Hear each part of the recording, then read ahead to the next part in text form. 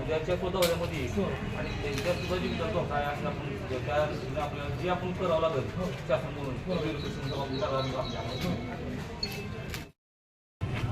म्हणून काल रात्री आमचे धाराशिवचे पालकमंत्री तानाजीराव सावंत साहेब यांचे पुतणे धनंजय सावंत साहेब यांच्या घराबाहेर काल अज्ञातांनी गोळीबार करून दहशत माजवण्याचा प्रयत्न केलेला आहे। हा झालेला प्रकार राजकीय द्वेषातून झालेला समजतो आणि या ठिकाणी मी प्रथमतः शिवसेना पक्षाच्या वतीनं धाराशिव जिल्हा पक्षाच्या वतीनं शिवसेनेच्या वतीनं मी झालेल्या घटनेचा जाहीर निषेध करतो आणि उद्या या ठिकाणी मुख्यमंत्री एकनाथभाई शिंदे यांचा कार्यक्रम त्या ठिकाणी परंडा या ठिकाणी होणार आहे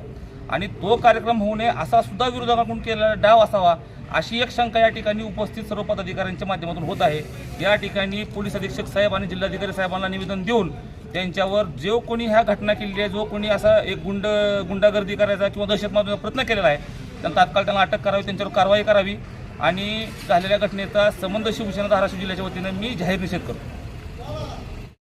जिल्हा प्रमुखाच्या नेतृत्वाखाली माननीय जिल्हा अधीक्षक साहेब कलेक्टर साहेब यांना निवेदन दिलेलं आहे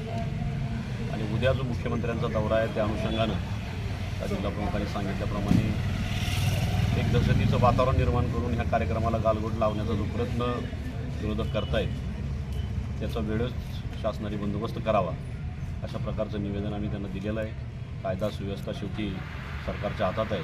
राज्याचे मुख्यमंत्री जिथे येत आहेत त्या अनुषंगानं शासनानं जे काही कडक पावलं उचलायचे असतील ते उचलावे आणि या घटनेचा धाराशिव जिल्हा शिवसेनेच्या वतीने